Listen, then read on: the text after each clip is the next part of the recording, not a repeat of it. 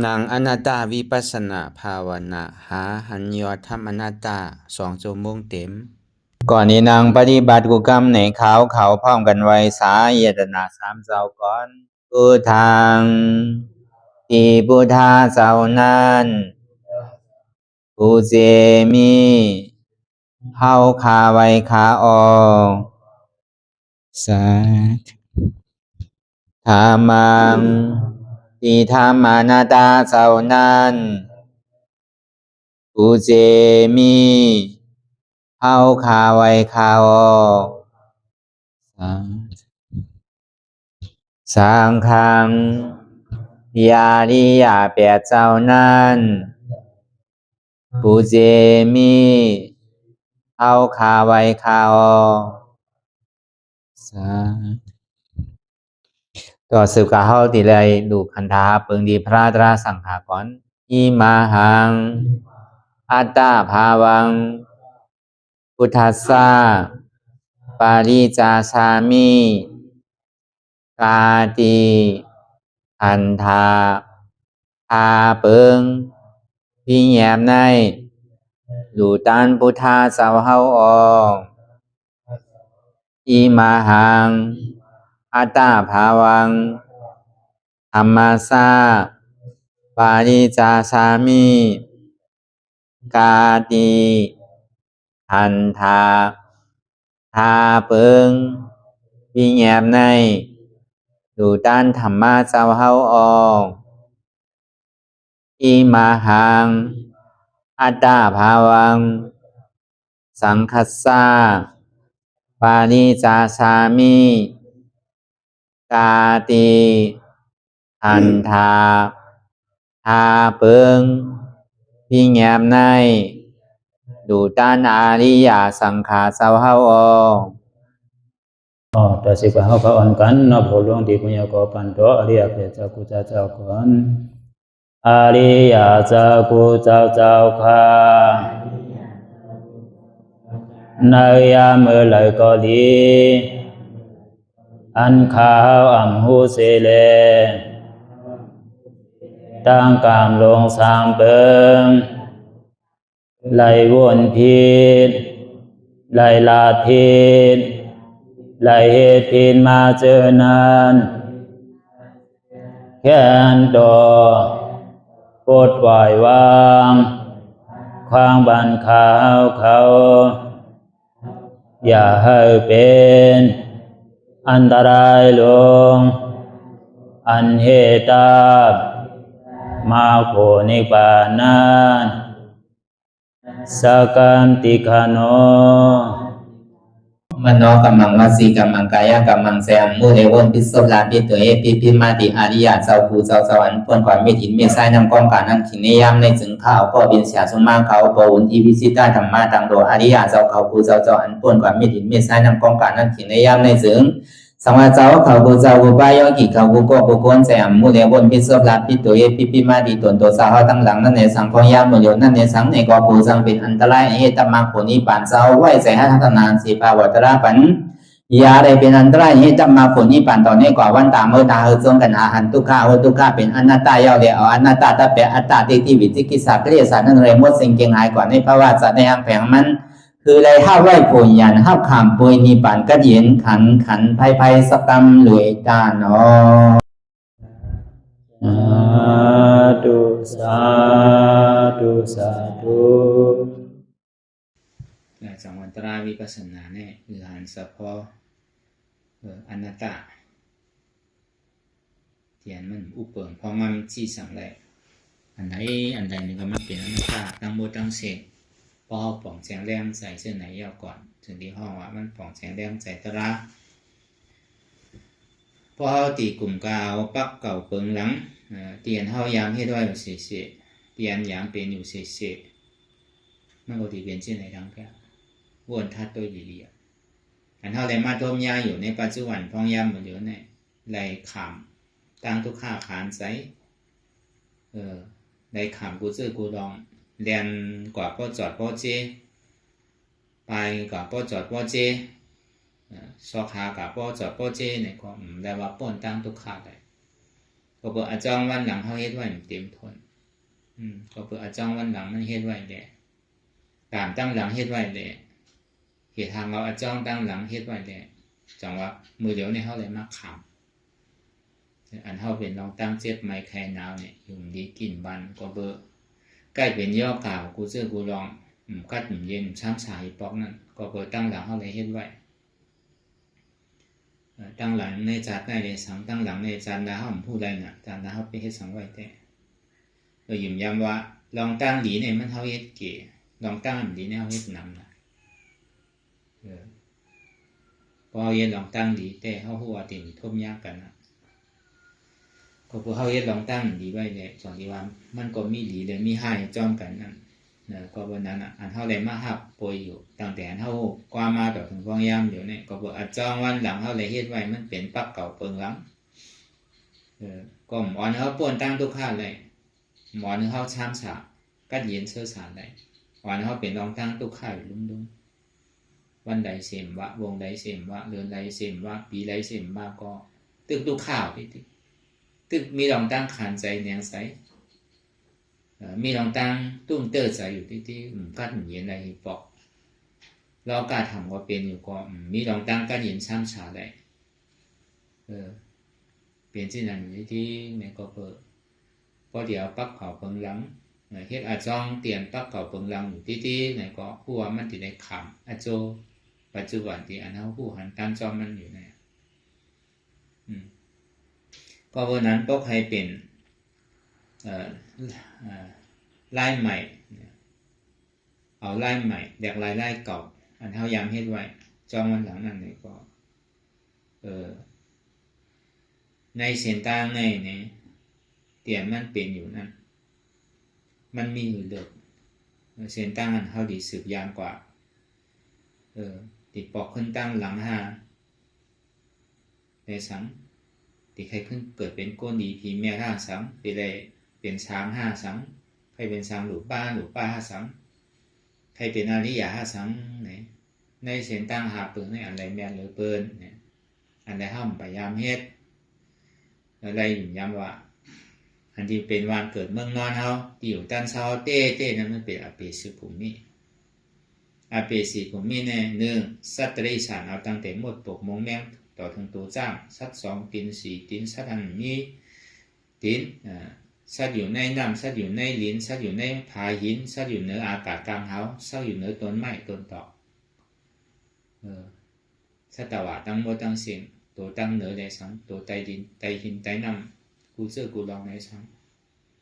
ตัวมีตีน2 ตีน 4 ตีนตัวมีหลายตีนตัวนั้นมีตีนซะนั่นอันนี้ห้องว่าเป็นตัวสัตว์ได้สามอันนั้นน่ะได้ว่าใครนำเลยเพื่อนนะอันเท่าเกิดเป็นเมี่ยวนั้นสองมาเนี่ยเปตาเนี่ยเป็นเปตาเป็นเขตเป็นเปตาเป็นลองอึบลองหยาบเนี่ยก็มีลองตั้งใจติดใจจับใจแห้งใจแป้นป้นตีถูกนี้ถูกสินถูกขอดป้นตีไรทั้งในก็อ่อนมาเป็นเปตาเข้าใจติดใจจับใจแป้นอันใดใบอันสารอันใดหนาหงอันใดหนาเนี่ยก็สมาไปขึ้นหนังเก่าผังเงินก็มาไปเงินหนังเก่าผังคำมาไปคำหนังเก่าติดเทินมาไปเทินติดจอมมาไปจอมติดลิ้นมาไปลิ้นติดสังก็มาไปนั่นน่ะต้องติดพาเรื่องสังการนั่นมาไปพาเรื่องสังการนั่นน่ะที่ว่าหันทางใจถาที่เป็นเปตาใจรอบป้าใครเป็นใครมีนั่นมันง่ายมันนาวานำเปตาเพราะมันมีหลายเสื้อหลายรองอันเท่ายามอ่านที่กันเท่าไรยามถอดก็มันดีมีอยู่หนังเก่าก็ในอสุรากายเขาว่าปินผลเมื่อเห็นหลีก็มีเมื่อทายก็มีรอเล่สุนทรกันนั่นน่ะถ้าว่าเปิงเตียงอันหยาบมันก่อนมันก็มาตันมาเอาตาหน้าศีละมานั่งภาวนาโจแก้โจข้าวเอาศีลเอาธรรมปอกว่าวันกว่าเฮือนเอาสร้างกับเฮ็ดพิษศีลนั่นแหละอันดีก็เฮ็ดอยู่อันท้ายก็เฮ็ดอยู่รอแลสุนทรกันน่ะพอถึงเมื่อตายมานี่ครับเป็นอสุรกายปินผลลองตั้งหลีในอ่อนเฮือนกับเป็นผีอันมันได้เฮ็ดหลีไว้ครึ่งนึงเลยเฮ็ดท้ายไว้ครึ่งนึงพอกลางคืนมาเนี่ยนะ ผีมังเมียวทำมันไกลมีน่ะคนเฮาเพราะว่ายามเฮ็ดลองตั้งหลีมือขึ้นทำเป็นขุนผีมือขึ้นว่ากลางวันมาซ้ำกับเฮ็ดหากินน่ะซ้ำเป็นอสุรกายเหมือนผีหน้าลายหลงนั่นได้กับคำนิจจามาก็เป็นอสุรกายได้แต่อสุรกายฉะนั้นได้คำเวทนาเตียนได้เอาเปิ้นดูเปิ้นหายเปิ้นตายเปิ้นปั้งอยู่เอาอาศักสายใจเปิ้นมาเลี้ยงอาศักสายใจเจ้าเก่าจังไหนเอาโคของเงินคำเปิ้นมาเลี้ยงอาศักสายเจ้าเก่าจังนั้นลักเลือดโจรเปิ้นเอามาเลี้ยงอาศักสายใจเจ้าเก่าจังนั้นแปดเรียนเปิ้นคือเปิ้นบ่รู้บ่ซุ่มใหญ่ซุ่มหลงนั่นมันเป็นกรรมบ่เลยว่าครับผู้ปองนะครับว่าแปดเรียนนี่มันก็คือมี1ปอกมี1ก้อเวลาการมื้อเดียวในเฮาหันมาน่ะในขึ้นกลับขึ้นผ่านมากกว่าแปดกันเมืองไทยก็แปดกันเมืองเขก็แปดกันเมืองมาแปดกันนั่นน่ะพอซุ่มอ่านโหล้านอ่านโห10ล้านมันก็บ่ยอมมันก็บ่แหมตัวตายนั่นก็บ่แปดตั้งพี่เท่ากับแปดตัวนั้นเบิ่งแต่ว่าเหตุการณ์ออนไลน์นั่นน่ะเหตุการณ์แปดกันเรียนเหตุการณ์ต่อรองในออนไลน์แปดเรียนกันในออนไลน์จังนั้นถึงดีเพิ่นบ่ได้รู้บ่ได้หมดตัวก็โจเพิ่นหาเงินหาคำมาใจข้าวยามต่อโจสุดปานมาซุ่มปอกกำเดียวเป็นน้ำหูน้ำตาใจดีงามยามมาเนี่ยหรือสิน้ำการนะครับยามตัวเจ้าเก่าตายทางไหนอันแปดมันคดีน้ำคือโม่อันเท่ากับแปดกับแรมเหมือนนั่นเหมือนนั่นว่ะลองตั้งแปดตั้งเหรียญนั่นก็มีมาลองตั้งยาเก้าโผก็มีบนวันนั้นมาเต็มมาเฮ็ดอยู่มันก็เฮ็ดล้อเล่สุนทานกันนั่นน่ะเฮ็ดสุนทานกันป้อมสุนทานในตกนาลายว่ะป้อสุนทานเนี่ยพอมันแห้งป่นน่ะนี่ก็พอมันเฮ็ดลองตั้งหลีมือกลางวันกลางขึ้นมาซ้ำเฮ็ดลองตั้งมือนี่ก็มีแล้วมันปิ่นผลกันน่ะโคตรไหนบางก็เฮ็ดการมือกลางขึ้นน่ะ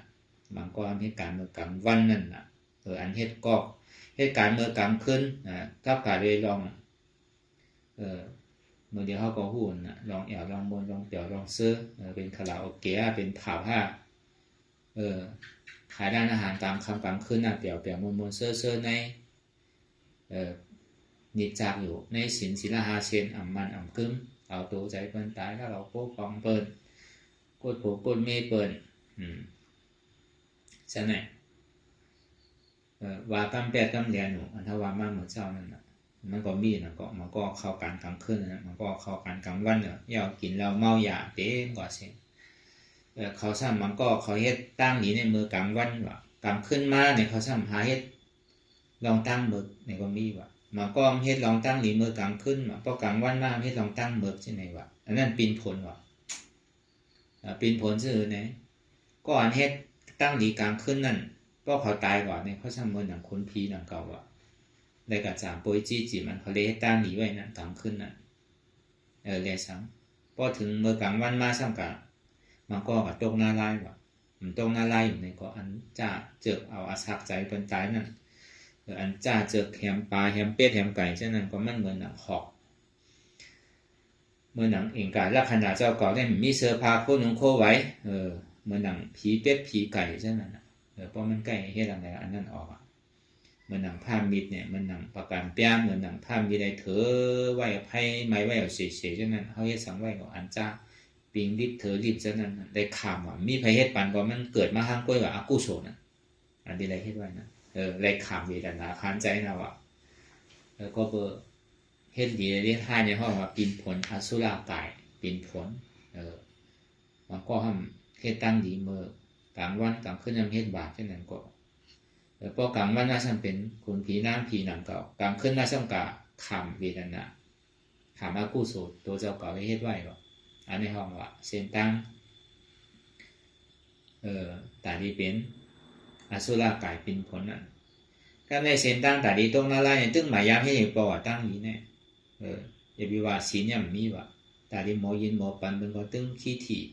ตึ้งใครปันไปที่ว่ามีว่าใครเอาของเปิ้นที่แก้ว่าหยิบยามาเขาเป็นก้นพุทธศาสนาแต่ติ่มป้อมีหนังกอบติมีเกหนังกอบกล้วยกาป้อมป่องแจ้งเลี้ยงใจศาสนาก็มีนำหมดมันก็เป็นศาสนาเขาวัดเขาว่ามสังกัดให้อากุโสที่วัดก็จังมีหนังเก่าเช่นนั้นก็กำนำแต่ก้นพุทธศาสนาเขาแต่ก็ป้อป่องแจ้งเลี้ยงใจแต่ก็อันปินผลในติมีอยู่กล้วยกาอันตรงนาลายเตในติใครเกี่ยวกับเขาว่า หนึ่งเอาตัวใจเปิ้นตาเสกอ่ำว่ามีใจอินดูหักเปิ้นใครฆ่าใครยำเปิ้นติ๊กใครลากเอาของลายเปิ้นติ๊กเนี่ยใครว่ากำแต่กำเหรียญติ๊กใครยาเก้าผัวเก้ามีเปิ้นติ๊กใครกินเราเมายาติ๊กในศีลาหาศีลก็มีป้อวันเฮ็ดลองตั้งดีหั่งเจอใกล้ว่าใกล้เซ่ใกล้เน่ใกล้ป้องใกล้ท่าหลาเปิ้นซะนะถึงหัวมันดิตรงหน้าลายว่านะก็เบอร์มันมีลองตั้งดีที่อีเท่าอ่ะมีการใช้ต่อซามีการใช้หม้อห่างแม่นลองดีในตึงหม้อยืนหม้อปันบนนี้อีกอ่ะอันนั้นถึงหัวมันดีกว่าหน้าลายเหมือนมันนั่นมีอยู่อ่ะกับหนึ่งมากก็อยากกับปันท้องย่ำเหลียวเนี่ย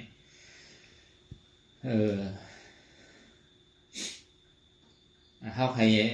เลือกเส้นตั้งไหลเขาใครกว่าเส้นตั้งไหลเนี่ยมันเฮ็ดถึงเขาเลือกไหลมันมีที่เฮ็ดถึงเขาเลือกไหลสองว่ามันมีอันลงโตตอนเดียวว่าคนเราเกิดมาพระวาจารย์หนึ่งแหละมีลองตั้งคัดใจแต่ดีอ่อนป้นลองตั้งทุกข้าวขานใจลองตั้งดีคัดใจเฮ็ดโจจาเฮ็ดลองตั้งมือนั่นตึงนิอ่านแต่ดีเฮ็ดเนี่ยอันนี้เกิดมาวันหนึ่งก็มีกาขันวันหนึ่งว่ะก้นใกล้เฮ็ดลองตั้งดีเสร็จอันใดเป็นร่อนเป็นแกนกอคู่อันว่านั่นอันนี้เกิดมามีซุ้มจัดว่ะเกิดมาวันก็มีกาขันวันอยู่วันก็มีกาขันวันว่ะอยู่วงมีกาขันวงอยู่เดือนมีกาขันวงเดือนว่ะอยู่ปีมีกาขันปีว่ะก็บอกว่ามันเกิดมาเนี่ยมันอยู่หลอกอยู่ร้ายมันเฮ็ดลองตั้งดีอยู่ติ๊กนี่นะอันนี้ปองมาถึงตีมซุ่มหลอกซุ่มลายว่ะโกนเอาป้อมเฮ็ดสังสีอิดสีล่าเนี่ยเกิดมาก็หัวตีซุ่มลายอ่ะในเส้นตั้งว่ามาในอเปสิผมมีเนี่ยมันเป็นตีอันตุกตีปุ่งไว้ว่ะ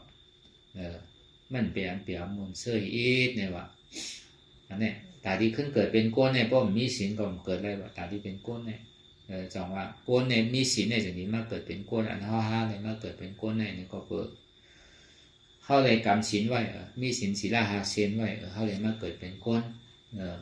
เพื่อการมาเป็นย่อกาตั้งเจี๊ยบตั้งไม้จะไหนเนี่ยก็เปิด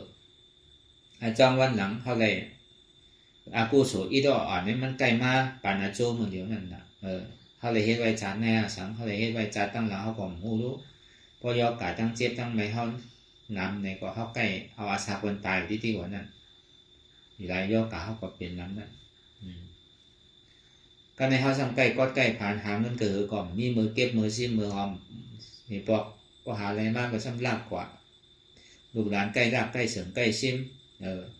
อยู่ซะไหนเงินคำหมอเก็บหิปอกนั่นอันนั้นเขาเลยเฮ็ดพิษไว้อันที่หน้าตาหน้าเขาเลยเฮ็ดเขาเลยหลักเอาคู่ของเปิ้นหรอก็ไหนมีผัวมีเมียก็มันกึ่งพอหาดีหลีพอหาดีมากมีมาเนี่ยครับนาเฮิรนดูแกได้มาสินเป็ดลองอันอยู่ลองเช่าเนี่ยเป็นเอาผัวเขาเมื่อเนี่ยในสังผัวกับมีต่างก็ต่างสังในสังเป็นเอาเมียเขาเมื่อเมียกับมีจู่มีสังจะเนี่ยอันนี้ก็เพื่อเขาเลยเฮ็ดพิษไว้เขากับยากเก้าผัวเก้าเมียเป็นก็เป็นไม่ยากเก้าผัวเก้าเมียหนังเก่าอ่ะเขาเมียจานในก็จานหลังเขาหูน่ะอีดอ่อนนางก็มันดีมีนั่นน่ะแต่ก็บอกมันมีอาจ้องไว้ในแรงมาทบว่าก้นหมังก้อนเนี่ยป้อมยามเป็นยามให้ก้มนับตัวทบหนังเก่าเพื่อการกำเกะกำหนังเนี่ยมันต้องเป็นเช่นนั้นน่ะเป็นเอาผัวเขาเมื่อเป็นเอาเมียเขาเมื่อใช่ไหมก็เพื่อเขาเลยอยากผัวเป็นเมียเป็นไว้เลยเขาเลยมาขับนั่นแล้วสังลองตั้งมูสาวาตา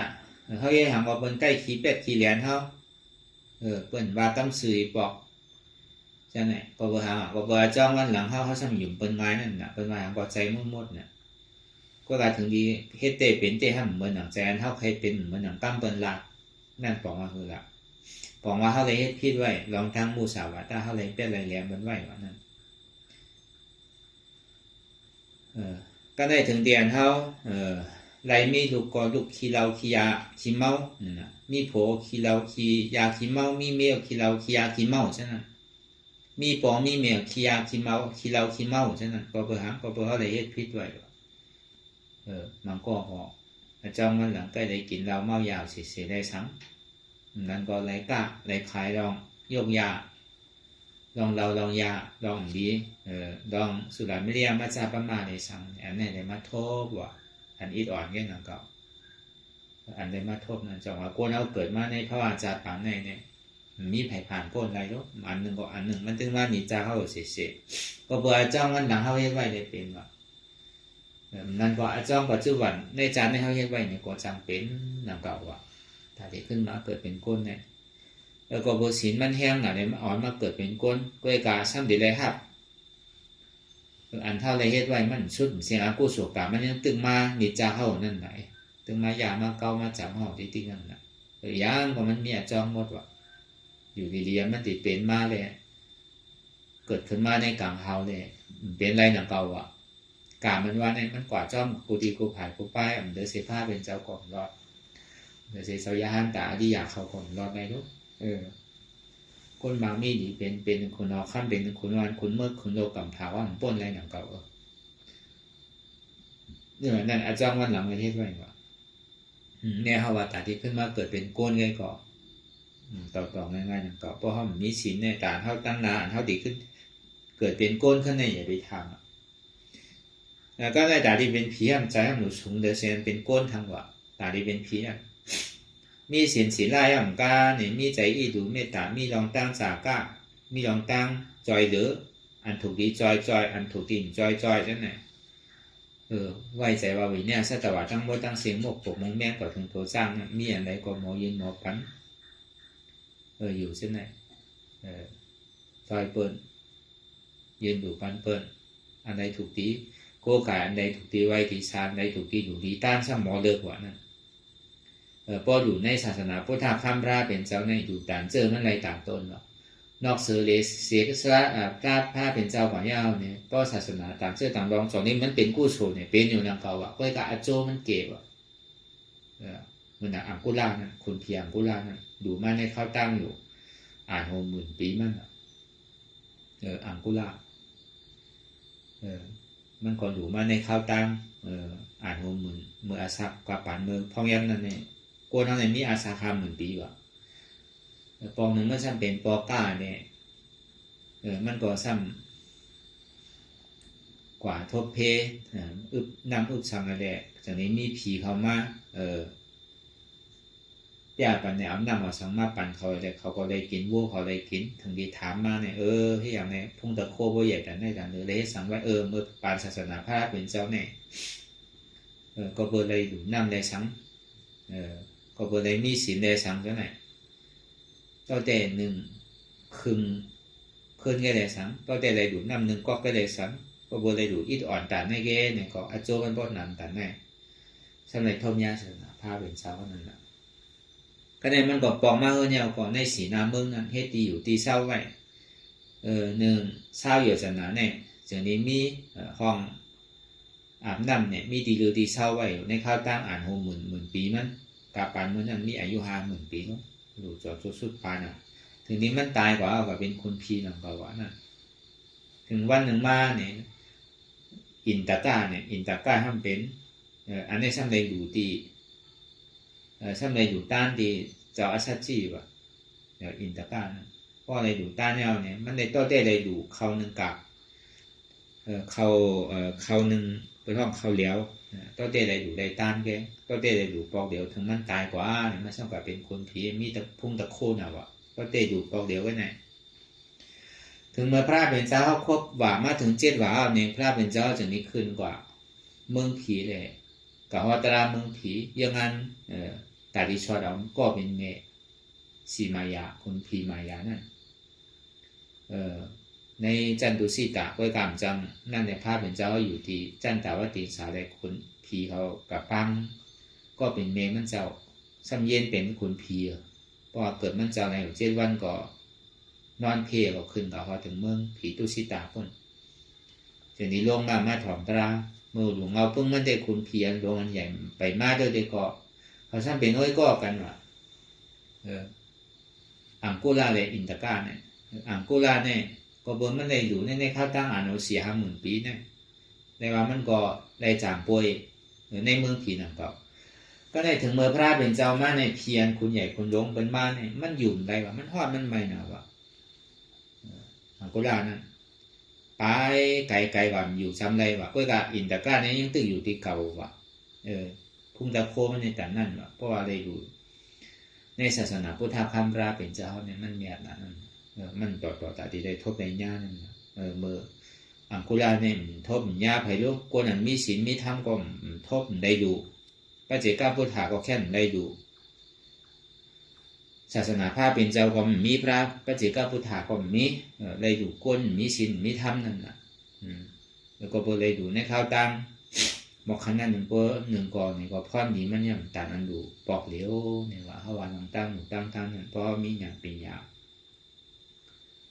ในก่อนมันตีเป็นที่นั่นน่ะการที่เป็นขึ้นเป็นผีอันนั้นนั่นเพื่อการมันไปย่าไปสุดไปเชื่อมเมื่อไรกับนั่นก็เขาว่าเมื่อเขามีอัดขิงขาข้าวยำนั่นเขาหลุดเลือกอันดีโดยเซเปิดอันนี้บอกในเซนตั้งแค่นั้นใดเดนตีกว่าเป็นอันไรอันนั้นแกแต่ที่เป็นคุณผีนั่นก็เหมือนนั่นดังเก่าตีไรรุ่มลาดูได้รุ่มลาโปเมต่อโจสุดปานตีไรมีเฮ็ดลองตั้งจากก้าจากน่ะเปิ้นหลาเปิ้นท่าเปิ้นว่าเปิ้นเซ่เปิ้นนี่ก็มีลองตั้งใส่น้ำเปิ้นยองอ้างก็มีลองตั้งส้มแต่ที่เป็นเส้นตั้งแต่ที่เป็นพีเนี่ยพระเป็นเจ้าก็ห่อไว้มีอยู่นะกับแต่ที่เป็นคนเช็ดเจ้านะแล้วก็วันนั้นต่อถึงเมืองผีเย้าเตว่าใจไปซุ่มมาคือเขาใกล้เอาสินอยู่เฉยเอาสิน8อยู่ในอุโปสถาศีลาเพราะเป็นผีสั้นสูงกว่าตึงอยู่จากกายเลยตึงมีสินตัวตอนเดี๋ยวสิน5แทนขึ้นกว่าเป็นสิน8ได้ซ้ำใช่ไหมอย่าบอกกับออดพอถึงเมืองผีเนี่ยเจ้าได้ตาดีเป็นซ้ำหรือป้าดูเนี่ยที่ได้เอาปฐมมาตุติยาตติยาขึ้นกว่าในอนุสติได้ซ้ำในสมถะ40เนี่ยพอถึงเมืองหรือป้าในเส้นทางมันมีไว้ก็การตาดีเป็นอริยาในเนี่ยก็ตาดีแม่หล่อนตอนเกเหลือนว่ามาตั้งเสียงเนี่ยตาดีคือเป็นอริยาอันนี้แม่เลยเปิ่นอันเฮาเฮ็ดกันพ่อย่ำเดี๋ยวเนี่ยอันที่เฮาว่ามาเนี่ยก็เปิดของในทบในย่ำเหมือนเฮามันก็มีศาสนาศักดิ์สิทธิ์มันก็เคยได้หันได้ยุ่มใส่แต่ปฏิอยู่ด้านเช้าเนี่ยผีมันก็มีหลายจุ่มหนังเก่าอ่ะมีวันหนึ่งพระเป็นเจ้าตื่นอยู่เช้าก็บอกว่าพ่อกำขึ้นมาเนี่ยในคุณผีเขาเนี่ยอ้อนกันมาไว้สาพระเป็นเจ้ามาถามมันก็มาถามเทศนามันก็มาถามลองพระมันก็มาถามลองตัวเจ้าเก่าที่ได้กล่าวว่าจอดถึงก็เบอร์อะไรให้สำไว้เลยสำกับเป็นผีอย่างนั้นนั่นสำขึ้นมาเราต่างในพระเป็นเจ้าพอถึงกำขึ้นมาจำเต็งขึ้นมาคุณผีเขาลงมาพอลงมาก็มาถอนตะลาผ้าเป็นเจ้ามันก็มาถามตาลามเหมือนเขาว่ามาเหมือนเจ้าสองว่ามีคนพี่จุ่มหนึ่งแน่พอเปิดมือศาสนาพุทธคำพระเป็นเจ้าในหันสังขารยาหันมาอ่านหูเหมือนโอเชียนนั่นเนี่ยก็ตัวเตยุ่มใส่ตัวเตไวฉาเช่นนั้นนะเขาใกล้หันนั่นนะจ้องตากันเนี่ยจังว่ากู้โสตั้งนี้เนี่ยพอเขาหมอเอาเนี่ยมันไหลกูไผ่ตอนนั้นหันเขาหมอยุ่มย้ำหมอยุ่มหมอยุ่มย้ำหมอไวหมอซาหมอหูจักปีต่ำปีสูงไหนก็เป็นกู้โสนังเขาอ่ะผีจุ่มนั้นลงมาต่างเราในพระเป็นเจ้าว่าอ๋อก็เปิดมือศาสนาพุทธคำพระเป็นเจ้าเนี่ยคาเป้เขาได้ดูได้ต้านเนี่ยกล้วยกะได้หักตอนออกได้ไวได้สาได้ยุ่มได้โคใส่แล้วก็เบอร์ตั้งดีอันเขามีลองตั้งห่มส้มลองไรไวได้สาเนี่ยมันถึงที่วันเท้าเขาเนี่ยมันเป็นคุณเพียวเนี่ยว่ะในจุ่มนั่นเพราะว่าในกู้โสตั้งนี้เขาในต้อเต้เฮ็ดกันนั่นกล้วยแกมันไปเป้งป้อใจเดือดขาเนี่ยสมาเขามาเกิดเป็นโกนยาวเนี่ยเขาที่คัดใจเฮ็ดถึงป้อถึงดีถึงตั้งเนี่ยว่ะก็เบอร์เขาต้อเต้เลยหักตอนนี้ยุ่มครัวไว้สากันนั่นกล้วยแกทุ่งตะโคก็ย่ำไปขึ้นเทียนมีอยู่ตั้งเหนือเขาแท้เนี่ยว่ะป้อไว้สาพระเป็นเจ้าของเมืองว่ะก็เบอร์ป้อเขาเป็นพีเขาจังให้ห้ามนะจังให้เราหนาตั้งนี้เนี่ยก็เบอร์มันเปี่ยวป่นตีหนักเนี่ยมันเปี่ยวมันก็คือก็เส้นจ้าด้วยดีๆมันมีขิงมีข้าวอ่ะก้นทั้งมือตึกเปี่ยวเนี่ยต่อเมื่อพิงจ้าตู้มาหนาสีกาใน1 วันเขาเนี่ยว่าเป็น50 ปีเมื่อเขาน่ะจันแต่ว่าติ่งสาใน1 วันเขาเป็นปากผีเมื่อเขาน่ะเหมือนเขาพอเขาเปี่ยวเนี่ยเขาพอลืมวันลืมคืนเนาะด้วยหลอกวนด้วยดีแล้วกำก็เนี่ยมันพระเป็นเจ้าเนี่ยเขาว่ามังกรเขาไปอยู่ในเมืองแต่ว่าติ่งสาเมืองขุนผีเสียจ้า32นั่นค คุณหมาฆ่านั้นถ้าวันหนึ่งวันเนี่ยพวกเขาเปี่ยวอยู่ในอายงกับมังกรก็บนในเมืองผีมันเปี่ยวนะวะการคนผีกับเปี่ยวซ้ำน้ำผีเขาวันน้ำผีมีเป็นสีหาปากแล้วมันก็มันก็มีเป็นเฮงๆด้วยพวกเป็นคนผีในขั้นมีคือกับหัวเนี่ยมันเปี่ยวอยู่ในอายงกับมังกรหนึ่งวันเขาแน่พวกกลุ่มกาเปี่ยวเขาดื้อมากน่ะหนึ่งวันเนี่ยพวกปากผีพลาดเป็นเจ้าตึกอายุอะไรอยู่50 ปีก็รู้เช่นจ้าด้วยพาเป็นเจ้าตึกอยู่เศร้าในบ้านในเขาตั้ง45 บาทเกินน่ะเพราะ45 บาทนี่ครึ่งวันเนี่ยมันไปถึงน่ะเพราะดีว่าในเมืองผีของตาบติงสารน่ะเพราะว่าเมืองจตุมหาราชิกาเนี่ย1 วันเกินน่ะ1 วันเนี่ยพอเลย50 ปีเมื่อเขาเนี่ยพาเป็นเจ้าช่างอยู่45 บาทไปแล้วยังไปถึงวันเดียวเพราะมันเปี่ยวมวลเสื้อที่ไหนมันลืมมาคนเขาว่าเปี่ยวว่ามวลว่าเสื้อเนี่ยถึงดีป่นเมื่อไหร่ก่อนเมื่อฟูมาผ้าเป็นเจ้าพ่อนี่ป่านั่นเนาะเจนจ้าตัวตั้งไว้มันตั้งเปี่ยวมันในตัดนั่นเนาะมันคู่ใจอะไรวะแต่ที่ให้ลองตั้งนี้เนี่ยก็เวิร์มันติดอยู่ในอายุกับมังคงห้าวแห้งป่นตีนั่นแหละผีเขาเนี่ยมันเป็นเช่นนั้นวะป่นกว่าก็ในทางจุ้มหนึ่งซ้ำมาเราต่างทางว่าเขาเนี่ยก็เบิ่งมือปานข้าเป็นเจ้าศาสนาผ้าเป็นเจ้าเขาเนี่ยเลยปัดเลยเพียวเลยผมจมไว้ช้าย่อมก้าในเขาซ้ำในปัดตีอยู่ตั้งเศร้าเลยสื่อตีอยู่ตีเศร้าบันแบบนี้เหมือนเท่าเนี่ยไม่เห็นอยู่นั่นนะปัดเพียวอ่อนกันปัดอ่อนกันเพียวนั่นนะว่าไว้เจตนาดีงามเขาเลยปัดเลยเพียวตีอยู่ตั้งเศร้าวัดว่าผาเสือใช่ไหมแต่ดีว่ามันเป็นกุศลนะเป็นกุศลนั่นอันเท่าไรไว้อยู่กูวันนี่ก็เป็นกุศลอ่ะเพราะเขาไว้ใจศาสนาดีงามเนี่ยเป็นกู้โซนของเขาอันนี้เขาเราลัดนี้เมื่อปานท่าเป็นเจ้าเนี่ยเมื่อทมยาหลวงพ่อพระเป็นเจ้าเนี่ยไปว่าทมยาพระเป็นเจ้าเตอะทมยาหลวงพ่อพระเป็นเจ้าไว้พรดีมันพอตันนั่นบอกในปัตติอยู่ตีตั้นเศร้าใช่ไหม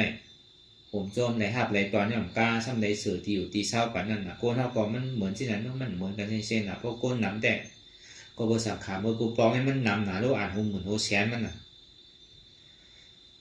ตีได้ปัดตีได้อยู่ตีอยู่ตั้งเศร้าตีวิทย์ว่าวัดว่าผาเสือใช่ไหมก่อนตีว่าการเบอร์ผมหัวตั้งความมันแต่ในมืออินทิยามันเป้งหรอเนาะความเอาความเต้ๆใหญ่ก็ใหญ่เต้ก็บนนั้นในปัดเพียวๆที่อยู่ก็บนพ่อเนียนในเฮ็ดนั่นก็อ่อนเข้ากับเป็นคนเพียแขนมีพุ่งตะโคเหลือนผีจุ่มมันตั้งคาวเนี่ยก้อยกำไปเป้งป้อใจคาเขาเตอขาก็เปิดอันพุ่งตะโคอันกระดันเขียนหรือเขาในตึงมีทางเนี่ยว่าสาวเขาเกิดมาเป็นก้นในเขาดีเต็มทนว่าก็เกิดมาเป็นคนทบยาศาสนานะจะว่าเกิดมาเป็นก้นมาทบยาศาสนาก็มันจะให้เรือก็วันนั้นแหละ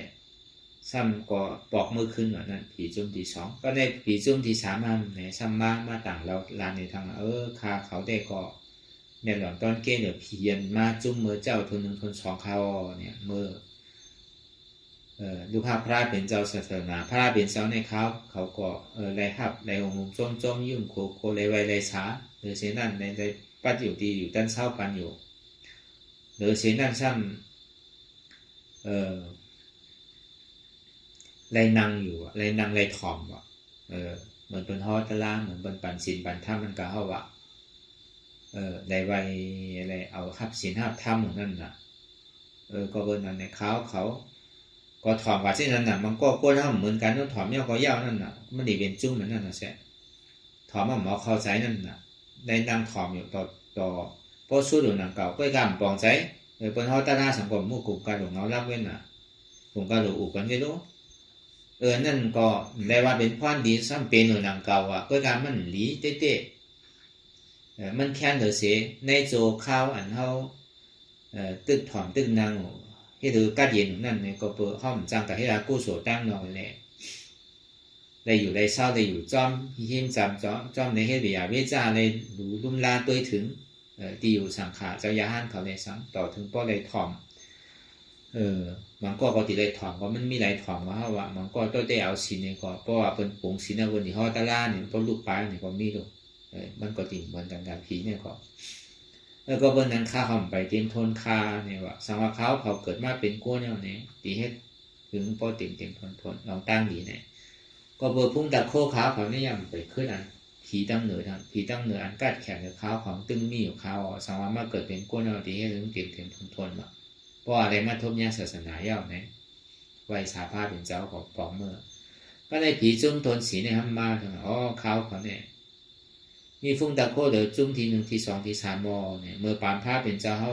เมื่อเขาเป็นก้นเนี่ยในทบยาบุพพระเป็นเจ้าในไวในสาในองค์จงภาพตอนนี้เดี๋ยวเช่นนั้นก็ในปัดเพียวในเฮเบียวิจาเดี๋ยวเช่นนั้นก็ในตักน้ำตักสังเอียงในปัดในเพียวปันยาวซ้ำในถ่อมในถ่อมกาลาอย่าบอกเอาเข้าใจไว้บ่อันนี้ผีจุ้มที่สี่เพราะว่ามียอนี่ซอมานาสิกาละอันจุ้มทน3มื้อเจ้าในซ้ำมียอนี่ซอมานาสิกาละถ่อมแล้วก็ยาวนั่นน่ะถ่อมหมอเข้าใจนั่นน่ะมันก็ใกล้มีแล้วก็เราถอนมาก็ยาวนั่นน่ะบ่ฟูมาก็ลืมมาว่าเมื่อว่ามันว่าหังล่ะนะอยู่ได้เปิ้นป้อเลยใส่หัวคอตะลามันนั่นน่ะมื้อเดียวแน่ตะลาหัวแน่เปิ้นว่าสิไหนว่ามื้อเดียวได้มันคือกาบคือปานเนาะถอมยาวนี่ก็ขึ้นถอมเอาซั่งหรูเปิดถอมด้วยอันเปิ้นให้ลงไว้นั่นมันก็เรียกว่าคือกาบคือปานเลยสิกุปอกก็เพื่อว่ามันถอมมาซั่งหมอเข้าใจว่าเป้เขาเข้าใจนะตะลาเนี่ยเป้เขาเข้าใจนะว่าก้วยการไปสถานเต้เด้อว่าน้องตั้งอิ่มยามสถานมันกึ้มไปมีเด้อว่าเจ้าเต้เข้าใจเลยว่าผีจุ้มทนสีนั่นก็เบอร์คาคอมไปเต็มทนเหมือนหนังจุ้มผีตั้งเหนือคาเขาเกิดมาเป็นก้นพระวาจาปานใดเนี่ยที่คัดใจเฮ็ดเหมือนคือมันเต็มทนเท้าเนี่ยมือปอกมือก็ในจุ้มปีตนทานั่นในซ้ำปอกขึ้นมาเหล่าลานี่พระเป็นเจ้าเขาทำเนื้อข้าวเขาได้คุณดาโคได้แคมได้สร้างสารเลยเพียนสีจุ้มนั่นเนี่ยข้าวเขาเนี่ยได้ปัดได้หงจุ้มได้ไวได้สาได้ปัดติวตันเศร้าเลยเช่นนั้นก็เนี่ยได้เบียวิจาได้ถ่อมคอสั่งกำสอนถอมมาสมองเข้าใจเอาซ้ำศรัทธาในตัวในใจเสียว่าศรัทธามีลองตั้งศรัทธาอยู่ย้ำไว้เสียว่าตะลาเนี่ยใกล้มีอยู่รู้กว่านั้นเนี่ยมันก็ในถอมเตี้ยเข้าใจเตี้ยก็กำไปเฮ็ดไรเตอร์เหมือนเท่าไกลเฮาตะลาวิปัสสนามันก็มันถอมในเพศก็มีในอยู่ทูตก็มีน่ะมันเข้าใจอยู่ก็กำไปท่าเทศว่ามันก็มีหลายก็มันเป็นทองก็เช่นนั้นก็ปกติมาเฮ็ดเตี้ยทำโกว่าเขาเนี่ยมือถอมเนี่ยอัพมันตั้งตีเฮ็ดไรอยู่อันใดก็เข้าใจอยู่สถาเตี้ยอิ่มย้ำเตี้ยใกล้ทองอยู่เฉยๆก็เบิ่มไปท่าเทศเตอนั่นน่ะก็ไปใจเด้อว่าสถาก็ไปเฮ็ดเตอก็ไปว่าเต็มทนเตอว่าก็เบิ่นนั้นเนี่ยไปเต็มทนค้านี่ว่าซ้ำสาได้ซ้ำสาเลยเพียนสีจุ้มหนึ่งเก่าว่าก้วยกะไปป่นลองตั้งทุกข้าเลยเด้อว่าสังว่ามาเกิดเป็นโกนนั่นว่านั่นขาวเขาดีคัดใจให้เลยมันเต็มทนนี่ว่าที่นั่นว่ามันลำลาในพระเป็นเจ้าก็ปองมือว่าก็ในผีจุ้มทนหกว่าก็ในผีจุ้มกำลังสุดละทนหกไหนมาลำลาในพระเป็นเจ้าขาวเขาเป็นผีจุ้มทนหกเนี่ยหลอนตอนเกเดี๋ยวเพียนหาจุ้มนั่นเขาเนี่ยขาวเขาเนี่ยเมื่อขาเขาตื่นเป็นก้นอยู่ในเฮ็ดได้ไวในสาในเฮ็ดเบียวิจารเขาในเฮ็ดได้ไวในสาในถอมตะลาย่าก็เอาเข้าใจย่าก็มีลองตั้งศรัทธาอยู่ย้ำซ้ำในจ้างตื้อกำเต้ๆนันนาเขาก็เบอร์นั้นในคาเขาเมียวลองตั้งข้องคำใจลองตั้งเหนียงแสนว่าในเมียวนี่ขาเขาในเต็มทนกูเจอกูลองอันนี้ปองเป็นเพียริยาอันนั้นเป็นอาริยาแต่มีลานอะไรที่นั้นนะโดยเสียนหาจุ้มเนี่ยไปเป็นอริยาที่ก็เบอร์ยังติดเลยทุกข้ายังมุมมองใครเกิดเป็นก้นอยู่ป้อมเป็นก้นของเจ้าเฮ็ดนั่นน่ะเพราะเป็นอริยาเนี่ยก็มันดูข้างว่ามันน่ะมันเต็มโทนเนี่ยว่านั่นผีก็มาละลัดเนี่ยว่าเขาได้มีลองตั้งกันเย็นมีลองตั้งเต็มทนมีลองตั้งเข่งคอยพะเยาเขาเต็มทนกูเจอกูลองเอาเนี่ยบ้าว่ะสมมติว่าเกิดเป็นก้นดินมาเฮ็ดก็เบอร์เป็นผีอริยาหัวมันดีขึ้นดั้งเนยมันดีกว่าทางหน้าปอกขึ้นทางหลังได้นะมันดีใครมาเกิดทางนั้นละเกิดเป็นก้นว่านั่น อันนี้ว่าก็เบิ่นนั้นคือเขาบ่เอาเขาอกเขาใส่ห้าเลยไว้เหมือนหนังผีจุ่มทนพวกมันเขาติเรียมกึดไม่กินแหนมเขาติ่มอะไรเสียตาทางเขาเลยคัดใจอะไรว่าพอมาสอนด้วยเขาเลยมาจ้างตื้อกรรมก็เลยว่ามันเข้าอยู่ในจุ่มทนหางทนพวกมันเพราะเขามีศรัทธาเขาก็ติ่มเฮ็ดหนังเราเขาก็ชอบนี่เมื่อไรปลายเป็นเมื่อไรเขาก็ติ่มอยู่ในเฮ็ดเรานั่นบอกว่ามีศรัทธาก็จำอยากตัวเหตุการณ์ตัวที่ในอันใดได้ไว้กำหนึ่งก่อนอันนั้นปองมาเป็นร่องมันยาวเป็นแกมมันยาว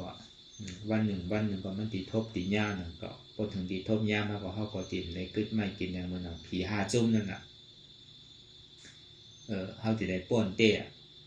เขาจะได้ซ้ำสามมีรองตั้งโหลมีรองตั้งหลองตาเนียงไซเนี่ยมันเป็นเส้นตั้งแต่นี้เป็นอริยะมันจะมีซ้ำสามป้อมไปเป็นอริยะไปซ้ำสามไปกัดเย็นที่ได้ทุกข้ามหูกาหือเกิดเอาตายเอาเกิดมีเมื่อยาวเมื่อสุดมีขอบมีแหลมจังอาจารย์เก่าเตียนไรเป็นอันแป๊บมันโมเสียงอันใดเฮามาฮับอยู่เพราะนั้นโจ้พย้ำเดี๋ยวก็เปิดตั้งหลังเฮาเลยเฮ็ดไว้เลย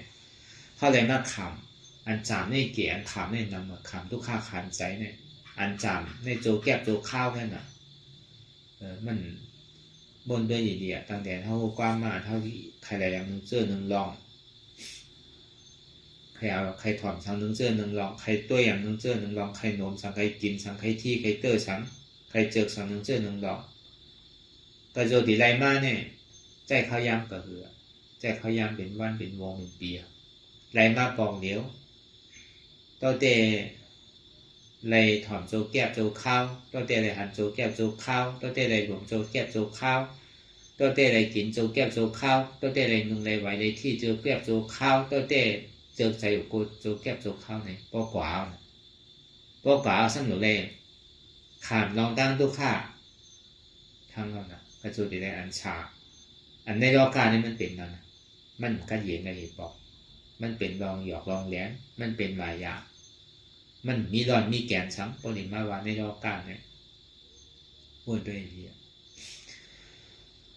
ตาที่มีรอนมีแกนในสารังวัตตานิพพานอันมีรอนมีแกนในเป็นนิพพานนะสังว่ามันมีรอนมีแกนในพระเป็นเจ้าของเงินนะก็ก็บอกมันมีรอนมีแกนในย้อมจุ่นลองตั้งเปี่ยวตั้งมนเจ้าเก่าตึงเป็นคุณใจใหม่ๆเนี่ยตึงมีหางหลีหางเล่าตึงมีหลวงเกิดวันนั้นแกยังยอมฮัดจุ่นตั้งมดตั้งเสียงก็เปิด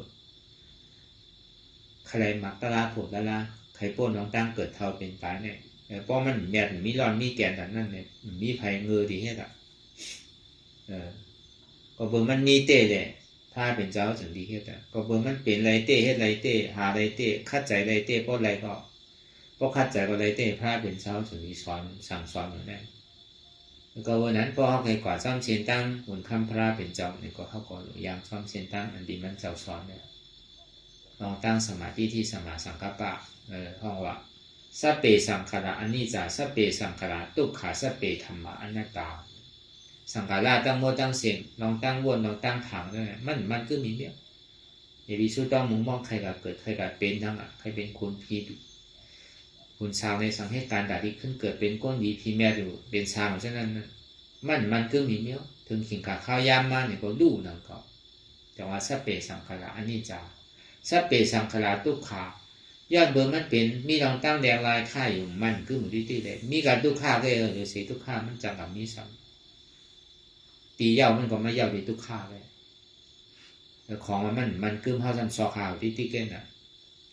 มันติเป็นลองตั้งสุขข้าซื้อเดือสีทุกข้านี่มันมีอะไรเอาน่าจะในห้องว่าสัพเพสังขารทุกขาสัพเพธรรมานัตตาทำดังโมดังเสียงเนี่ยใครหู้คือใครนำคือน้ำใครเก่งคือเก่งป้อมไปหันถึงอนัตตาเนี่ยแปลว่าเป็นธรรมเติมแต่ป้อมเมื่อใดหู้หันปองแจงแรงใจว่ามันเป็นอนัตตารู้มันใจอุปเปิงพองำหนึ่งมันได้มันมีเปิ้นมีเฮามีเขามีเก๋าเป็นสภาวะอนัตตาอุปเปิงพองำหนึ่งมันได้มีเปิ้นมีเฮามีเขามีเก๋า มีหัวเก่ามีขาเก่ามีมือเก่ามีตัวเก่ามีใจเก่ามีเจ็บเก่าใจพี่เปิดเป็นที่เก่าไว้อนัตตาสัพเพสังขาระอนัตตาเนี่ยก็ว่าสัพเพธรรมะอนัตตาเนี่ยก็ว่าในบ่อของแสงแรงแสงอนัตตาเนี่ยก็โปนมันเนี่ยนามาดูปังอันนี้จังพยาเถนะนี่จังวัตตานิปานังนามาดูปังทุกขังพยาเถนะสุขังวัตตานิปานังนามาดูปังอนัตตาอาสาลคเถนะสารังวัตตานิปานังนิปานังปรมังสุขังนามาดูปังอันนี้จังก็เปิดตัวในใจก็เปิดใจในตัวเนี่ยอันนี้จังมันกึมพยาเถนะย้อนว่ามันคือเนี่ยมันเป็นเพศไพ่เกิดไม่ห้าวแห้งแข็งน่ะนี่จังวัตตานิปานัง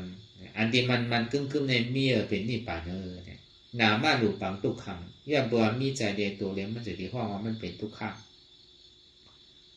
พยาเถนะทุกขังอันที่มาแตกหรือเสียงมีใจในตัวเนี่ยมีอยู่ในน้ำเนี่ยทุกขังสังกอบแตกแหลนเท่ามีอยู่ในน้ำแน่หรอน้ำในยุคแน่หรอพยาเถนะย่าว่ามันทุกขังขันใจเนี่ยมันเป็นเพศไพ่เกิดไม่ห้าวแห้งแข็งน่ะสุขังวัตตานิปานังอันสุขังก็เย็นเชื้อสาห้องว่าสันติสุขาอันนั้นมีเป็นนิพพานนามาดูปังอนัตตาย่อมเบว่าใจในตัวนั้นมันขึ้นเป็นทุกขังมู่เปิ่งพองำเหนือใดเป็นอนัตตาเพราะใส่ตั้งเหนือลงตั้งใจอาสาละกเถนะมีร้อนมีแกนนะว่าใส่ตั้งเหนือลงตั้งใจมันหนังตุ้มก็เห็นมีร้อนมันหนังบกไม่มีตาสารังวัตตานิปานังอันมีร้อนมีแกนเนี่ยมีเป็นนิพพานที่กันเย็นนิพพานังบรมังสุขังพอจอดถึงกว่าที่นิพพานังนั่นน่ะหอดถึงที่สันติสุขะมัตตาธาตุนี่จะสันติสุขะมัตตาธาตุพอจอดถึงที่นั้นยาวในสิ่งที่ป่วนได้เราตั้งเกิดเท่าปินตายสังขารอุปาทานใจเจ้าใจก็หมดสุดสิ่งเกียงหายกว่าก็เวิร์ตัณหาความอยากใครเป็นตกขาดไปเรียวเนี่ยอุปาทานนี่ก็ขาดไปกว่าคนเดียวเนี่ยอาวิจานิโรโทสังขารานิโรธา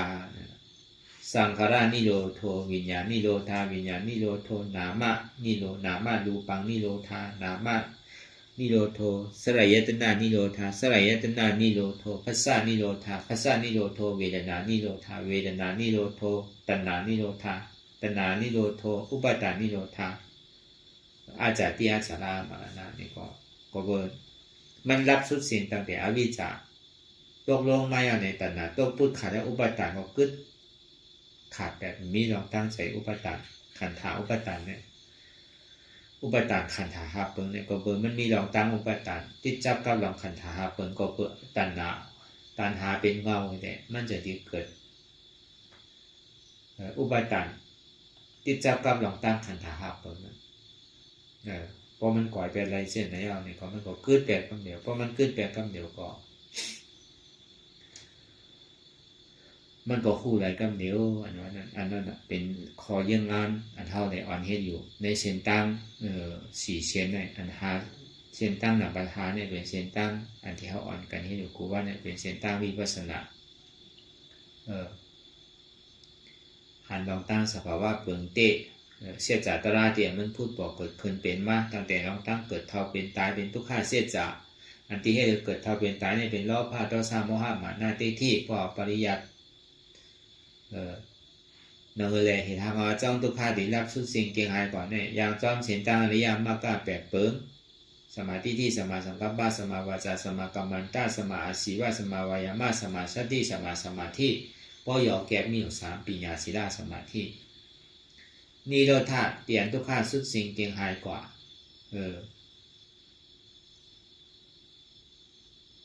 เปลี่ยนนำเกิดเท่าเปลี่ยนตายเท่ามาเป็นนิพพานนิโรธาเสียจากเปลี่ยนทุกสุดสิ่งเกียงหายที่เจ็บสุดสิ่งเกียงหายที่อัตตาติที่วิจิสัตตุตกลงกันนั่นเท่าว่าผลอเจสุขะว่านิโรธาในปอปริยัติว่าปอปฏิวัติว่าอันเท่าใดทบในย่ามของย่ามเดี๋ยวเนี่ย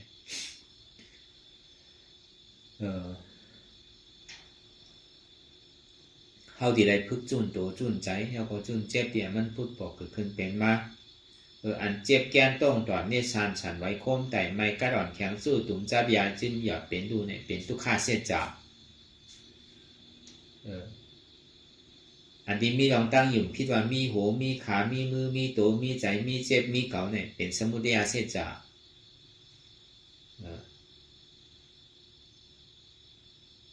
อันที่ว่ามีหูมีขามีมือมีตัวมีใจมีเจ็บใจคิดว่ามีเก่าไว้อนัตตาอันนั้นห้องว่ามรรคเสจจะปอตาที่อยู่ที่กิจสาตกปดสุดเสียงกับห้องว่านิโรธาเสจจะเนี่ยเตียนเขามาเห็นอยู่ห้องว่าเป็นปรมัตถ์เขานั่งรับตาเนื้อเกิดตายใหญ่ปีใหญ่อยากได้ขันถาที่ก่อต่อไปทิ้งพ่อย่ามาเลี้ยวเนี่ยคือหันเจ็บแกนต้องต่อเนี่ยสารสันไว้คมไต่ไม่กระดอกอย่างสู้ถุงซ้ำยายจิ้มหยอดเป็นลูกหันอยู่ผู้อยู่ยอมภาพวางเป็นอนัตตาหันเจ็บผู้เจ็บภาพเจ็บวางเจ็บเป็นอนัตตาเจ็บในหันใจเก่าอนัตตาทุกข้าหันใจหันใจเก่าอนัตตาเจ็บแกนต้องต่อเนี่ยเป็นทุกข้าเสียจักอย่างเจ็บหูเจ็บขาเจ็บมือเจ็บตัวเจ็บใจเจ็บหูมีขามีมือมีตัวมีใจมีเจ็บมีเป็นอนัตตาอันมีหูเจ็บขาหูเจ็บขาเจ็บมือเจ็บเนี่ยเป็นอจองทุกขะเป็นอัตตาที่เนี่ยเป็นอจองทุกขะอันมีหูมีขามีมือเนี่ยเป็นอจองสุขะห้องมรรคเสียจักจังว่าทำมีหันทุกขะทำใจหู้ว่าทุกขะเป็นอนัตตาทำมีก่อหันทำใจก่อหู้เนี่ยปอลงไล่หาเสียจัตระเตี่ยมันพูดบอกเกิดขึ้นเป็นอย่างนั้นทำมีหันเจ็บทำใจหู้ว่าเจ็บเนี่ยเป็นอนัตตาหันอยู่หู้อยู่ยอมภาพวางเป็นอนัตตาอันว่านั้นหันเจ็บผู้เจ็บภาพเจ็บวางเจ็บเป็นอนัตตาจังว่าอย่าไปกับหันต่างเสื้อต่างรองหันเจ็บที่แก่อย่าไปกับวนต่างเสื้อต่างรองอันว่าหันอยู่หู้อยู่ยอมภาพนั้นมันหูจู่มันโมเสียงเสียงอาจจะที่ว่าไรป้อมไปหูจู่มันโมเสียงเสียงมันไปว่าไร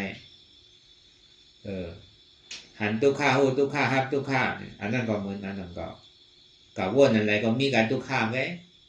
อันหันอยู่บนเหลียวเนี่ยมันใจเป็นรองอันสุขข้าให้อันเฮเจอรองผู้กับผู้เจอผู้รองก็ผู้สังก็ยาวมันมีการทุกข้าไว้จังว่าหันอยู่ผู้อยู่ไปย่อมห้าเตอห้าที่มันเป็นอยู่เตียนวนทางใหญ่อยู่อันใครเป็นใครมีอยู่เนี่ยเป็นการทุกข้าไว้เดือดเสียทุกข้าเนี่ยมีอะไรใครนี่ป่านก็ทุกข้าหนึ่งก็ใจว่าเป็นทุกข้าก็เบิ่มมันยังตึงมีความใครอยู่นะใครตะล่าเนี่ยใครมักเลยอะไรนี่ป่านเนี่ยก็ขึ้นชื่อว่าเป็นทุกข้าหนึ่งก็กล้วยกรรมหรือใครหรือเหตุการณ์มันแก่หันทุกข้าหูทุกข้าห้าบาทุกข้าจงดีว่าอ๋อกูเจอกูลองเนี่ยใครมีใครเป็นสังก็อยากใครดีก็เป็นทุกข้าใครมักอะไรปวดก็เลยเป็นทุกข้าใครนี่ป่านก็เป็นทุกข้าใครเป็นผีสังผีแม่ก็เป็นทุกข้าเดี๋ยวเสียนั่นน่ะมีอะไรทาง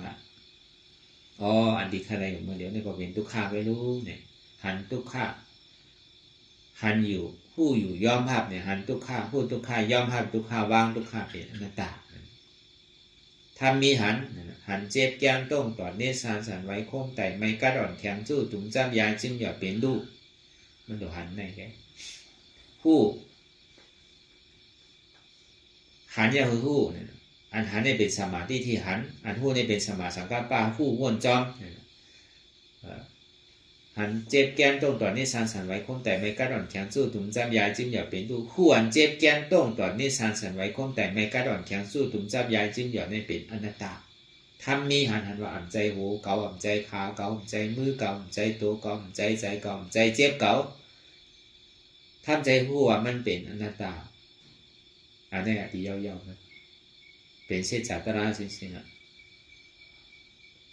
เศษจากเลยในความมีนะแน่จะในห้องว่าอันหันในหมันแมนเตะอันวนในหมันแมนเตะหันเตะหันนันเตะไรอันเตะเป็นอันเตะ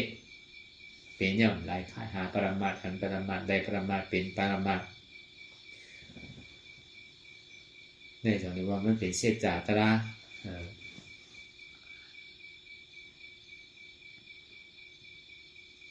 หา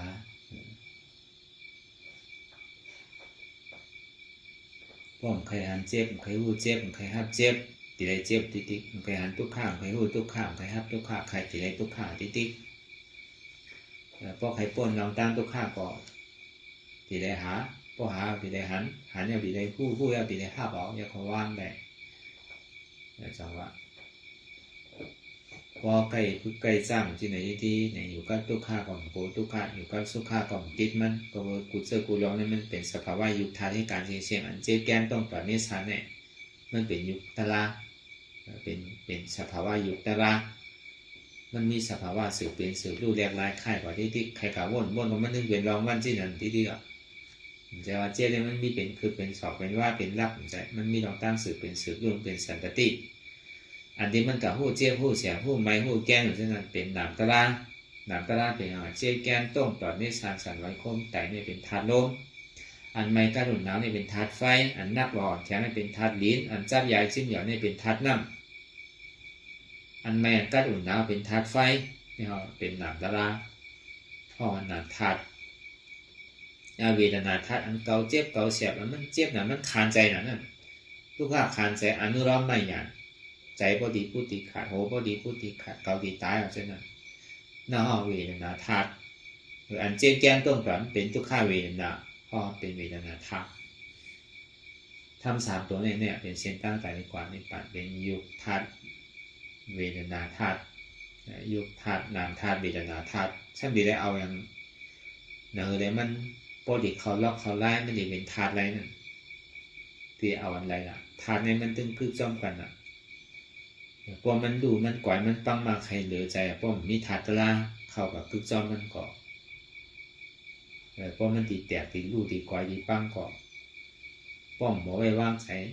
ป้อมเอาธาตุตะลาเข้ากับงามจ้อมเข้ากับเหตุการณ์มันจ้อมเนี่ยก็มือมันดีใจพูดใจขาดมือมันดีแตกตายก่อนนั่นเหมือนเขาวางมาเหมือนเจ้าตายเลยลองล่อผ้ากับเป็นเป๊กตาตายเลยลองต่อซ่ากับตุกนาไรต่อตายเลยลองหม้อห้ากับเป็นสเตสันตายเลยลองอัตตามาหน้ากับเป็นอสุรกาย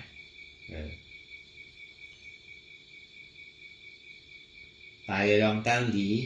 ศีลาตายเป็นก้นลองศีลาจากะตาหน้าเป็นผีตายลองสมาธิอะไรปัทมาทุติยตติยก็เป็นสังรูปะอรูปะพออัตตาตายเป็นอริยะเนี่ยเขาพึกตายเอาอัตตาตายสองคือเขาจุ่นในกูเจอกูลองอัตตาว่าเป็นโหเกาขาเกามือเกาตัวเกาใจเกาเจ็บเกาอันนี้เป็นอัตตาอนัตตาสว่างใจโหเกาใจขาเกาใจมือเกาใจตัวเกาใจใจเกาใจเจ็บเกามันเป็นอนัตตาเพราะเหตุที่ไหนที่ไหนกว่าอัตตาเนี่ยมันหนีตกลงกว่าพอมันตกลงกว่าเนี่ยก็ผลอาโจสุขานวันนี้มันดีเกิดขึ้นมากอาจองทุกขาอาโจทุกขานลากกว่าย่างเนี่ยก็หรือมากาเสียใจเหตุการณ์ย่างเนี่ยก็หรือเสียเข้ากับที่เป็นนิโรธาเสียใจห้องผลอาโจสุขาเป็นนิจาสันติสุขามมาตาถาดเนี่ยก็มันดีเกิดขึ้นมากเรียกว่าเป็นก้อนเกิดไม่กินแหนมเกิดพิษตั้งหลังแจงวันผีเมื่อเจ้าตีวันผีชุ่มทีหกวันนั้นเพราะเป็นผีเราตีได้เป็นผีอริยะเนี่ยมันเป็นเป้าหมายมันเป็นทางยังงานเป้าหมายคนเราพ่อมีเป้าหมายมีทางยังงานมีทางคัดใส่ในเชิงผู้มันดีกับสุดที่ใดนะเส้นตั้งแต่ดีอย่างเริ่มกว่าตั้งนานนั้นสองอาจ้องปัจจุบันพ่อย่ำอยู่เนี่ยโยกคัดใจเฮ็ดลองตั้งเดียร์หรือเป็นมุ่งมุ่งเสียงเสียงลองตั้งอันเจหรือเป็นมุ่งมุ่งเสียงเสียงถึงดีตายกว่านี้ก็ขึ้นพิษขึ้นใหม่มีลองตั้งวนพิษขึ้นพิษมีลองตั้งหลงตาหังเราโดหุ่นไหลใจที่นั่นน่ะมันจะดีถึงตามแต่เท่าใดมาทบอยู่พ่อย่ำมาเดียวเนี่ยเนี่ยก็คือเขาเอายาปีเขาวนดีหลีวนยาวเขาย่ำหึงอย่าไปว่าไพ่อย่าไปว่าเทิงอันเท่าหันอันเท่าวนอันเท่าวนอันเท่าหันนั่นถึงปอเพียงเพียงกันกว่าวนต่อถึงเจ็บปอสุดวนต่อถึงตุขาปอสุดตัดต่อถึงอัตตาปอโตพุทธขาดกว่าอันใดที่มันพูดบอกเกิดขึ้นเป็นมานั่นคือเขาหมอวางเป็นอนัตตาไหน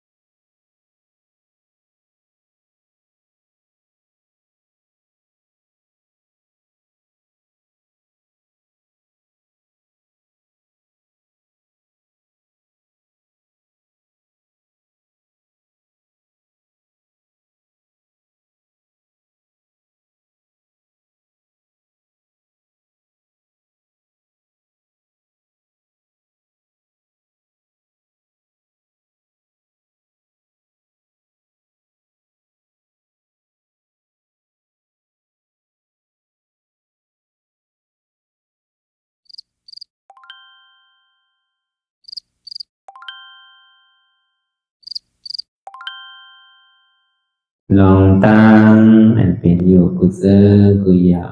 ย้ายข้องคำไว้ที่ใส่หูถอดถอนออกที่ใส่หูมันออกเสียงก่อนสภาวะอะไรก็ดีลองตั้งอะไรก็ดีอันเกิดขึ้นมาที่อยู่ตัวที่ใส่ที่เจี๊ยบสนั่นถอดถอนออกที่ใส่หูมันออกเสียงสภาวะยุคธาตุสี่เปิงสนั่นเจ็บเทียนโตกอดเนตรสั่นไหวโคมไต่ไม่กัดอ่อนแข็งสู้ตุนทรัพยายจึงอยากเปลี่ยนดูสภาวะยุคธาตุสี่เปิงสนั่นตีหนังธาตุกว่าผู้ทรัพย์ตีอัตตากว่ายึดว่ามีโตมีใสมีเจ็บสนั่นเอาบ่วางเป็นอนัตตาไหลลองแสนพ่องปิวอยู่อันเฮาว่นลึกว่นเลยอยู่เป็นเดิมเป็นลาวอยู่ซึ่งในสาวถอดถอนออกตีใส่หูมันออกเสียงก่อนยอมกึดยอมออกยอมลงอันเฮ็ดให้เฮายินดียินให้เสื่อมอารมณ์เสื่อมถึงใสถึงคอไว้ตีมันยืดไว้ตีมันเป็นทุกขานั้นควรปล่อยวางออกที่ใส่หูมันออกเสียงก่อนลองเสื้อเป็นทุกข้าเลยลองย้อนถึงใสหลายๆอย่างมันเกิดขึ้นมาตีตัวตีใสตีเจียบสนั่นควรวางย่อเสียงก่อนก่อยค่ายย้ายลายหนึ่งพื้น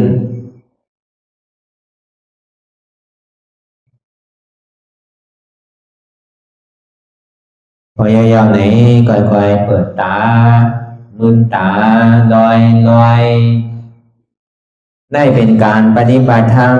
โคตรอายธรรมอันเกิดขึ้นที่โตที่ใสที่เจ็บอันนั้นโคนหาเหตุหาเงาพระจองทุกขันนั้นต่อสิ่งการในเฮาที่ได้ส่งเมตตาถึงวิเนยสัตวะทั้งหมดทั้งสิ้นก่อนอิดามิปุญญังอาสวะคายังนิพพานังวังโหตุมาปุญญาภากังสัพเพสัตตาสัมมาลาภันตุอิตังเมปุญญังอันเฮาคาไลมาตือกรรมปฏิบัติวิปัสสนาภาวนาหาอัญญธรรมอนัตตาในอาสวะคายังเปียนันถาสัพ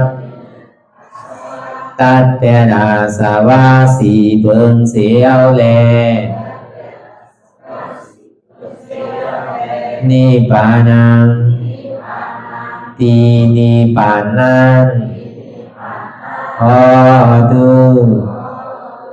ให้ถึงเสกัมติคามาปุญญาภากังพรดีอันคามานาวิปัสสนาภาวนาทรงยืนปันสัพเพสัตตานังเอวปอเมสลาญาติกาดึงเคเจอเคได้ก็แลจากว่าสัตวาทั้งสิ่งทั้งดวงนั้นสมาลาพันตุอะไรพรดีนำกันตั้งเฮาคา ตังสิงสกัมติคาโนสาธุสาธุสาธุ ต่อสิกว่าเขาก็อ่อนกันนับหัวหลวงที่ปุญญาโกปันโตอริยเปเจ้ากูเจ้าก่อนอริยเจ้ากูเจ้าข้าในยามเมื่อไหร่ก็ดีอันข้าวอ่ำหูเสเลตั้งกามลงสามเปิงไหลวนพิษไหลลาดพิษไหลเหตุพิษมาเจอนานแค้นดอกปดปล่อยวางความบันขาวเขาอย่าให้เป็นอันตรายลงอันเหตุมาโผนิปานันสกัมติคาโนมโนกัมมังวสีกัมมังกายกัมมังแสมมุเรวนพิสลาปิตัวพิมาติอาริยะเจ้าภูเจ้าสวรรค์พ้นความไม่ถินไม่ใช่นำกองการนั้นขินนิยามในจึงข้าวก็เป็นเสียสมาเขาปวุนทีวิสิตาธรรมะตังโดอาริยะเจ้าเขาภูเจ้าสวรรค์พ้นความไม่ถินไม่ใช่นำกองการนั้นขินนิยามในจึงสังวาเจ้าเขาภูเจ้าภูปายกิเขาภูก็ภูคนแสมมุเรวนพิสลาปิตัวพิมาติตนตัวสาวตั้งหลังนั่นในสังพยามโยนั่นในสังในกอภูสังเป็นอันตรายเหตุมากผลนิปานเจ้าไหวใส่ให้ทัศนานสีภาวตระปันยาได้เป็นอันตรายให้จำมาผลนี้ปั่นตอนนี้กว่าวันตามเมื่อตาเฮจงกันหาหันทุกข้าทุกข้าเป็นอนัตตาเยาวเดียวอนัตตาตาเปะอัตตาที่วิจิกิสาเกลียสารนั่นเลยมดสิ่งเก่งหายก่อนในภาวะสัตว์ในห้างแผงมันคือเลยห้าไหวผลยันห้าขามปุยนิปั่นก็เย็นขันไพ่สกรรมรวยตาเนาะสาธุสาธุ